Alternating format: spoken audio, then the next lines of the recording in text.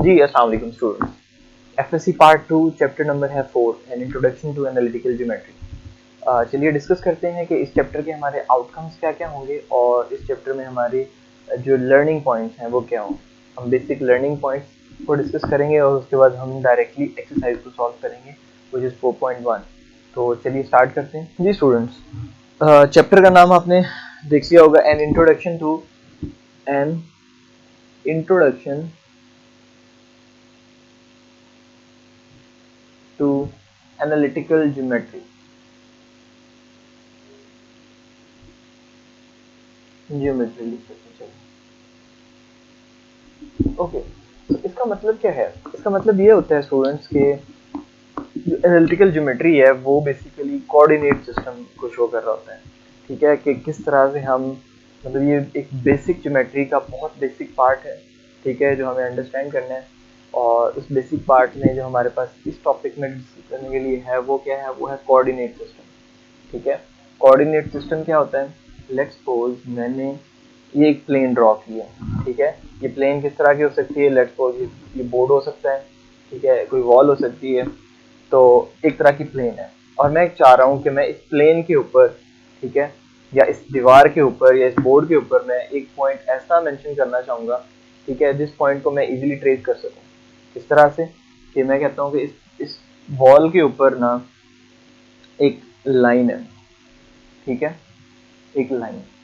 ये लाइन हमने बतानी है, मतलब लाइक अगर मैं डिस्कस कर रहा हूँ, मैं बता रहा हूँ कि there is a line on the wall, तो मुझे उसके पैरामीटर्स बताने होंगे, उसके प्रोज एंड कॉन्स बताने होंगे कि वो एग्जैक्टली किस जगह पे लाई कर रही है। ठीक है, तो उसके लिए मैथमेटिक्स में हमारे पास ज्योमेट्री का सब्जेक्ट है और उसका जो बहुत बेसिक पार्ट है वो है कोऑर्डिनेट्स। हम क्या करते हैं? हम इसको कोऑर्डिनेट में कन्वर्ट कर लेते हैं। लाइक लेट्स सपोज एक पॉइंट से स्टार्ट करते हैं, ठीक है, ये पॉइंट है और मुझे बताना है कि वो पॉइंट जो है वो ज्योमेट्री या उस प्लेन के ऊपर कहाँ पे लाई कर रहा है। हम क्या करते हैं? हम इस तरह की एक प्लेन ड्रॉ करते हैं और प्लेन में एक होता है एक्स एक्सिस, ठीक है, और दूसरा वाई एक्सिस होता है। ठीक हो गया। अब अगर मुझे प्लेन बताना है तो मैं बताऊंगा कि वाई एक्सिस के अलोंग ये यहाँ पे लाई कर रहा है और एक्स एक्सिस के अलोंग यहाँ पे इस तरह से लाई कर रहा है। ठीक है, इस तरह से क्या होगा? इस तरह से मुझे पता चल जाएगा कि इस जीरो कोऑर्डिनेट के अलोंग ये जो है ये पॉइंट ये कहाँ पे लाई कर रहा है। It will be easily traceable. Same like कि हम इस इक्वेशन को भी बता सकते हैं कि इस पॉइंट से लेकर इस पॉइंट तक डिस्टेंस जो है वो इस इक्वेशन के लाइन को प्रेजेंट कर रहा है। ठीक है, इस चैप्टर में, इस एक्सरसाइज में हमारी क्या आउटकम्स होंगी? इस एक्सरसाइज में हमने पढ़ना होगा डिस्टेंस फार्मूला। ठीक है, मैं अगेन एक प्लेन ड्रॉ करूंगा। वापस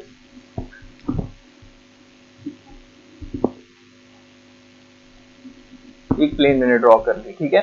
ये प्लेन में ये होगा एक्स एक्सिस और ये क्या होगा? ये होगा वाई एक्सिस। ठीक है, अब मुझे बताना है कि इस पॉइंट का इस पॉइंट के साथ डिस्टेंस क्या है। ठीक है, लाइक ये पॉइंट अगर मैं थोड़ा सा और हाईलाइट कर दूं, ठीक है, इस पॉइंट का इस पॉइंट के साथ क्या डिस्टेंस बनता है। तो देखिए इस पॉइंट का अगर मैं बताऊं कि ये कोऑर्डिनेट में ये यहाँ पे ऐसी इस तरह से लाई कर रहा होता है, लाइक ये,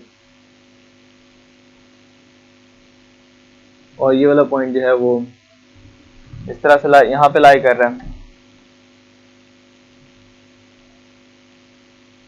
ठीक है, बट इन दोनों पॉइंट्स का आपस में क्या डिस्टेंस है? सेम टाइम में अगर हम एनालिटिकली अगर ऑब्जर्व करें तो ये पूरा डिस्टेंस माइनस दिस डिस्टेंस, है ना। तो अभी हमने देखा था कि हम एक पॉइंट को किस तरह से बता सकते हैं। लेट्स सपोज ये पॉइंट ए है और इसका पॉइंट क्या होगा? ये होगा x1 y1, मीन के अलोंग x एक्सिस ये x1 पॉइंट पे लाई कर रहा है और y एक्सिस ये अलोंग y1 पॉइंट पे लाई कर रहा है। सेम टाइम में इस पॉइंट का नाम हम रख लेते हैं b और इसके क्या कोऑर्डिनेट होंगे? x2 y2, right. इस तरह से हम इसको लेबल कर लेंगे। अब देखिए एनालिटिकली हम अगर डिस्टेंस जज करना है तो यहाँ से लेकर यहाँ तक का डिस्टेंस माइनस यहाँ से लेकर यहाँ तक का डिस्टेंस, तो हमारे पास क्या आएगा? यहाँ से लेकर ये वाला डिस्टेंस आ जाएगा। ठीक है, तो यहाँ से डिस्टेंस फार्मूला जो हम जनरेट कर रहे हैं वो क्या होगा? डिस्टेंस फार्मूला डी से लिखते हैं, डी से लिखेंगे और ये हमारे पास बन जाएगा x2 minus x1 whole square plus y2 minus y1 whole square, और होल का क्या हो जाएगा? स्क्वायर रूट हो जाएगा। ठीक है, ये होगा हमारा डिस्टेंस फार्मूला। ओके, दूसरा जो हमारे पास पॉइंट है, ये हम इसका लेबल लिख देता हूँ, डिस्टेंस फार्मूला। ठीक है, सेम टाइम में अगर हम लोग अब हमने दूसरा जो हमारा पॉइंट क्या होगा, दूसरा हमारा पॉइंट होगा कि हमने अगर एक लाइन को दो पार्ट्स में डिवाइड कर लेते हैं तो उनकी रेशियो क्या होगी। ठीक है, हमारा जो रेशियो फार्मूला है वो क्या होगा। देखिए रेशियो फार्मूला जो बनेगा, लेट्स सपोज इसी लाइन को अगर मैं यहाँ से कट कर देता हूँ, ये लेट्स सपोज ये है K1 एंड ये है K2। ठीक है, तो अब हमारे पास जो रेशियो फार्मूला बनेगा वो क्या होगा। रेशियो फार्मूला हम कोऑर्डिनेट्स में लिखेंगे और ये बनेगा K1 x2 plus K2 x1 over K1 plus K2, और सेम टाइम में K1 y2 plus K2 y1 over K1 plus K2। ठीक है, ये हमारे पास रेशियो फार्मूला होगा। इस एक्सरसाइज में हमने इन फार्मूलाज को अप्लाई करना है और फर्दर हमने क्वेश्चन को सॉल्व करना है। तो चलिए स्टार्ट करते हैं डायरेक्टली अपने क्वेश्चन। ये हमारा पहला क्वेश्चन है और इस क्वेश्चन की जो स्टेटमेंट है वो क्या है, हमने डिस्कस करना है और हमने बताना है कि ये जो फॉर्मेशन दी हुई है एक इनइक्वालिटी की, ये हमारे कोऑर्डिनेट सिस्टम पे कहाँ पे लाई करेगी। ठीक है, लाइक किस प्लेन में लाई कर रही होगी। ठीक हो गया। तो एज वी नो कि हमारे पास जो कोऑर्डिनेट्स होते हैं ये positive x axis, negative positive x axis, positive y axis, तो सेम टाइम में हम इसका एक नेगेटिव एक्स एक्सिस और नेगेटिव वाई एक्सिस भी हम प्लॉट कर सकते हैं। ठीक है, अब देखिए x is greater then 0, it means कि एक्स के जितने भी होंगे वो सारे के सारे क्या होंगे, सारे के सारे पॉजिटिव होंगे। ठीक है, वो this could be in that any point जो है ना इस पॉजिटिव साइड वाली प्लेन में वो लाई कर रहे होंगे। तो हमारे पास इसका आंसर क्या बनेगा, इसका आंसर बनेगा राइट हाफ साइड जो बनेगी ना, लाइक ये वाली, x इज ग्रेटर देन 0। ठीक है, हमने प्लेन के अंदर इस तरह से इसको डिस्कस करना है, बताना है। ओके, नेक्स्ट क्या होएगा, नेक्स्ट देखें, सेम टाइम में यहाँ पे भी पॉजिटिव है और यहाँ पे भी पॉजिटिव है। जहां जहां पे x पॉजिटिव है हमने वो बताना है। अब देखिए राइट साइड जो है वो हमें शो हो रही है कि अगर हमारे पास x ग्रेटर देन 0 होगा तो टोटली राइट साइड जो हमारे पास है वो उसका आंसर बन रहा है। सेम टाइम में दूसरे हमारे पास क्या है, दूसरा हमारे पास है x greater then 0 and y greater than 0। ठीक है, x greater then 0 and y greater than 0, इसका दूसरा पार्ट है। ओके, अब यहाँ पे देखें, अब यहाँ पे जैसे यहाँ पे एक ही कंडीशन थी ना, तो एक कंडीशन में टोटली राइट साइड आ गई। अब दूसरी कंडीशन क्या है, इसमें दो कंडीशन है, x is greater then 0, y is greater then 0। अब देखिए यहाँ पे तो x ग्रेटर देन 0 है, यहाँ पे भी 0 है, लेकिन मीन्स की ग्रेटर देन 0 का मतलब है कि पॉजिटिव है। ठीक है, ओके, तो अगर यहाँ पे देखें, यहाँ पे y ग्रेटर देन 0 है, जबकि यहाँ पे क्या है, y लेस देन 0 है।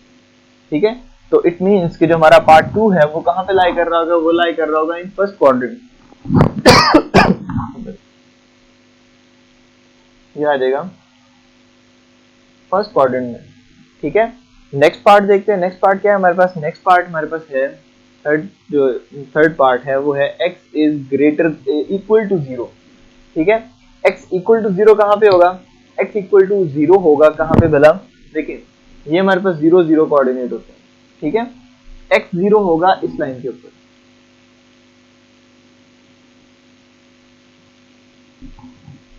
इस पूरी की पूरी लाइन के ऊपर x 0 होगा। ठीक है, तो हम यहाँ कहेंगे अलोंग, इसका आंसर जो बनेगा along y axis. Okay, fourth part हमारे पास क्या होगा, डेफिनेटली y इक्वल टू 0। अच्छा, जब x इक्वल टू 0 था तो वो अलोंग y था, तो जब y इक्वल टू 0 होगा तो वो कहाँ होगा, वो अलोंग x होगा। देखिए x के ऊपर जितनी भी वैल्यूज लेंगे इसके ऊपर y की वैल्यू क्या होगी, 0, तो इसका आंसर आएगा अलोंग x एक्सिस। राइट, चलिए अगला हमारे पास क्या पार्ट है, x is less than 0। Fifth part है x is less than 0 and y is greater than and equal to 0, y and greater than and equal to 0। Okay, so अब आप देख सकते हैं कि x लेस देन 0 कहाँ पे है, x यहाँ पे है लेस देन 0। देखिए नेगेटिव साइड है x की, तो ये x इज लेस देन 0, ठीक है। अब y is greater than and equal to 0 का क्या मतलब होगा कि y is greater than and equal to 0, तो y ग्रेटर है यहाँ पे, ये यहाँ से लेकर यहाँ, तो ये कौन सा आंसर होगा, ये होगा सेकंड क्वाड्रेंट। चलिए नेक्स्ट हमारे पास क्या है, नेक्स्ट हमारे पास बनेगा x equals to y, 6 part होगा x इक्वल टू वाई। जी बच्चों, अब यहाँ पे हमारे पास ये भी रह गया, चलिए इसको भी हम कर लेते हैं। ये क्या है, x is less than 0, y is less than 0, ठीक है। अब देखें कहाँ कहाँ पे x 0 आ रहा है, लाइक मतलब जो कंडीशन है वो ये वाली कंडीशन जो है वो सेटिस्फाई हो रही है। देखें यहाँ पे भी x ग्रेटर देन 0 है, y ग्रेटर देन 0 है, मीन कि x और y दोनों सेम होंगे, ठीक है। यहाँ पे भी देखें दोनों लेस देन 0 है, इट मीन दोनों नेगेटिव है, तो हमारा जो आंसर बनेगा वो होगा first and third quadrant, right. इस तरह से हमारा इसका आंसर बन जाएगा। ओके, नेक्स्ट पार्ट हमारे पास है, नेक्स्ट पार्ट हम इसी के ऊपर हम लिख लेते हैं। नेक्स्ट पार्ट हमारे पास, चलिए ये जगह है यहाँ पे लिख लेते हैं।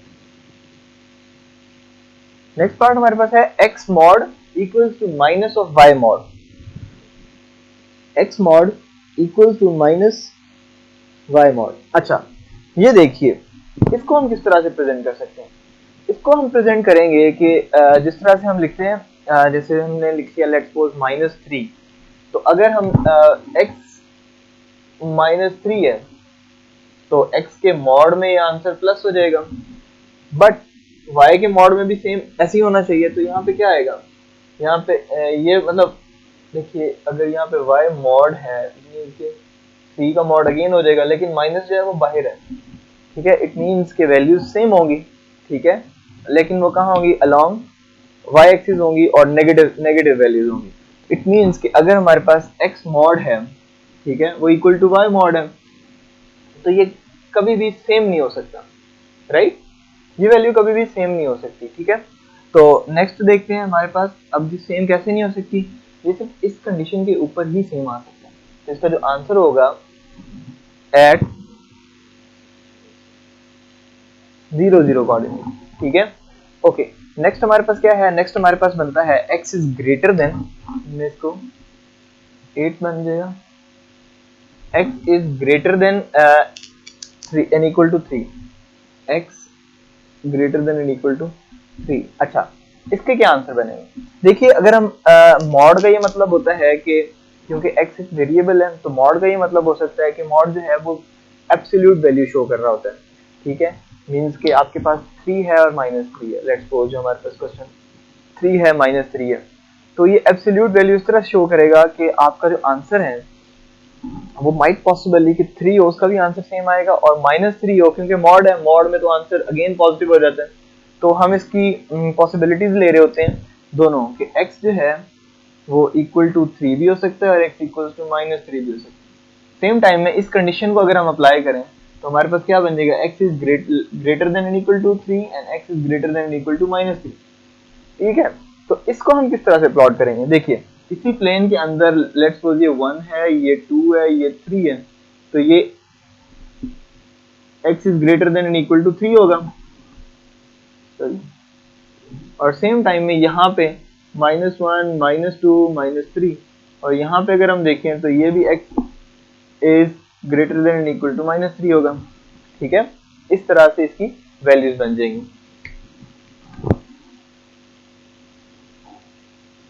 ओके, ठीक है, ये हमारे पास इसका आ जाएगा ninth part, x is greater than 2 and y equals to 2। तो इसकी वैल्यू हम कहाँ बना सकते हैं, देखिए अगर हम एक प्लेन ड्रॉ करते हैं, ठीक है, नेगेटिव साइड से भी ड्रॉ करें, तो x इज ग्रेटर देन 2 का क्या मतलब होगा, ये वैल्यू लेट्स सपोज ये 0 है, ये 1 है, ये 2 है, तो x ग्रेटर देन 2 आ रहा है, ठीक है, एंड y इक्वल्स टू 2 है। तो यहाँ पे देखें ये 1 हो गया, ये 2 हो गया, ये 3 हो गया। अब देखें y की वैल्यू फिक्स है, ठीक है, इट मीन्स कि y इक्वल टू 2 है, इट मीन्स यहाँ से ये आगे जा रहा होगा। देखें यहाँ पे हर वैल्यू में ये y इक्वल्स टू 2 रहेगा, लेकिन x इक्वल जो है वो ग्रेटर देन 2 जा रहा है, मतलब x जो है वो 2 से इंक्रीज होता जा रहा है। ठीक है, तो हम इस तरह से इसको ड्रॉ कर लेंगे। नेक्स्ट हमारे पास क्या है, नेक्स्ट लास्ट पार्ट इस क्वेश्चन का वो है x and y have opposite sign. अभी पिछले क्वेश्चन में हमने देखा है कि यहाँ पे फर्स्ट क्वाड्रेंट में दोनों ग्रेटर देन 0 हैं और थर्ड क्वाड्रेंट में क्या है, दोनों लेस देन 0 हैं। ठीक है, लेकिन यहाँ पे देखें, यहाँ पे क्या है, यहाँ पे x लेस देन 0 है, y ग्रेटर देन 0 है, और यहाँ पे x ग्रेटर देन 0 है और y जो है वो लेस देन 0 है। अब ऑपोजिट साइंस कहाँ पे है, ऑपोजिट साइन आप देख सकते हो, ये ऑपोजिट साइन है, ये भी ऑपोजिट साइन है। तो इट मींस कि जो ये वाली कंडीशन है ये कहाँ पे लाई कर रही होगी, ये लाई कर रही होगी first sorry second and fourth में, सेकंड एंड फोर्थ क्वाड्रेंट। ठीक हो गया, इस तरह से क्वेश्चन नंबर 1 हमारा कंप्लीट होता है। और ये क्वेश्चन जो है मोस्टली शॉर्ट क्वेश्चन बेस्ड है, एमसीक्यूज बेस्ड है। ठीक है, तो इसलिए हमने इसके सारे के सारे क्वेश्चन जो है 1 बाय 1। जी बच्चों, क्वेश्चन नंबर है 2 और इसके 3 पार्ट्स हैं। ठीक है, इन तीनों पार्ट हमने यहाँ पे राइट किए। पहला पार्ट क्या है, पहला है हमें 2 पॉइंट्स गिवन है। ठीक है, हमने इन 2 पॉइंट्स का सबसे पहले तो डिस्टेंस फाइंड करना है और दूसरा मिड पॉइंट फाइंड करना है।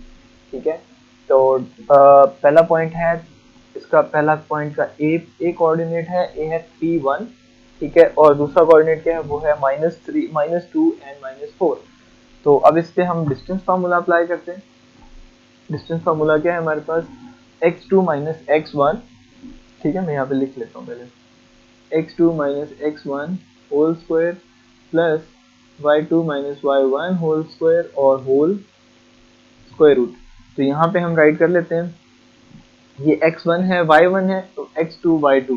तो x2 क्या है हमारे पास, -2 -3 होल स्क्वायर प्लस y2 क्या है हमारे पास, -4 -1 होल स्क्वायर और ये whole square root.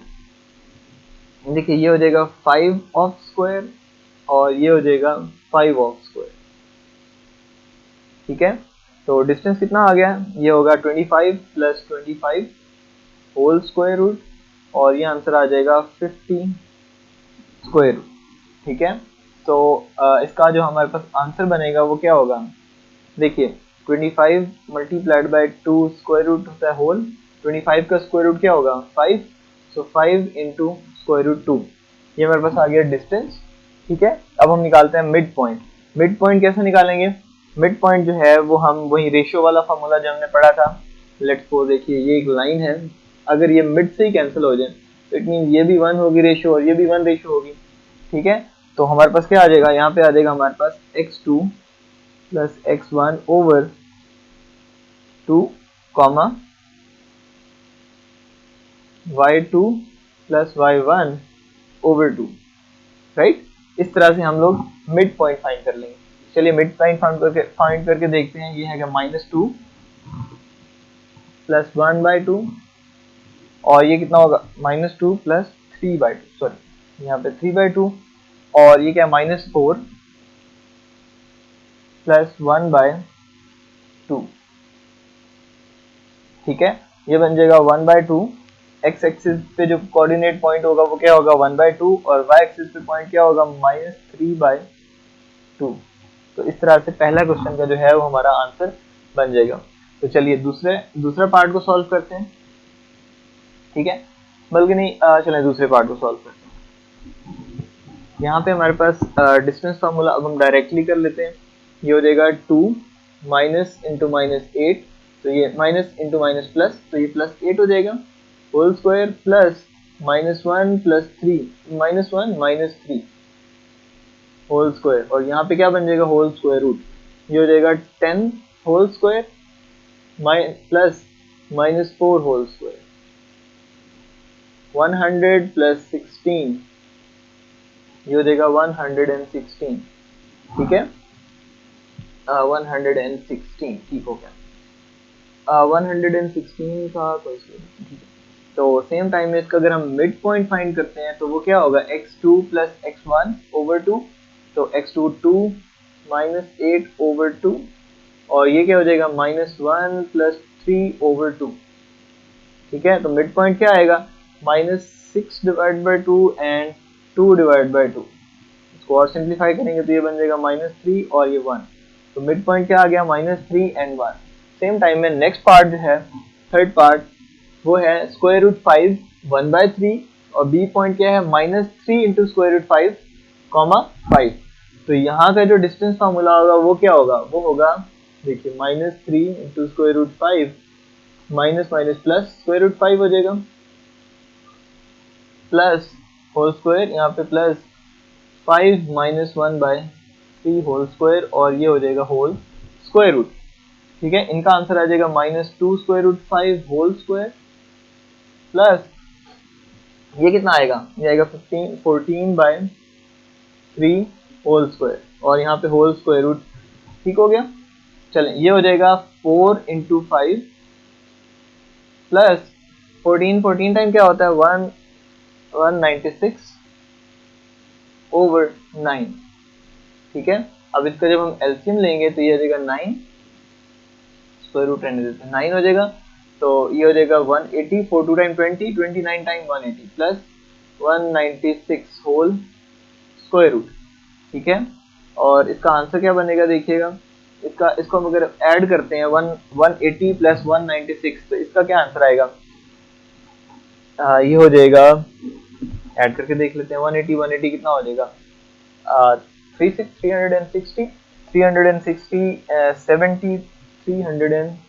376 divide by 9 right. Okay, so 306 divide by 9 हो जाएगा। यहाँ पे अगर हम इसका लेते हैं एलसीएम तो एलसीएम क्या आएगा 376 का क्या एलसीएम आता है और 9 का क्या एलसीएम आता है, ओ सॉरी एलसीएम में कह रहा हूँ। चलिए इसको कट करके देखें अगर कट कर सकते हैं, ये हो जाएगा 3 और यहाँ पे क्या आ जाएगा, इस तरह से हम इसका आंसर बना लेंगे। हाँ जी बच्चों, पार्ट 3 है। देखिए पार्ट 3 में हमने क्या किया, हमने डिस्टेंस फार्मूला अप्लाई करना है। ठीक है, ये हो जाएगा -3 इंटू √5। ठीक है, और प्लस 5 हो जाएगा होल स्क्वायर प्लस ये हो जाएगा 5 minus minus plus 1/3 whole square और ये कितना हो जाएगा होल स्क्वायर रूट। यहाँ पे देखें, यहाँ पे आएगा -2 into √5 whole square plus 16/3 whole square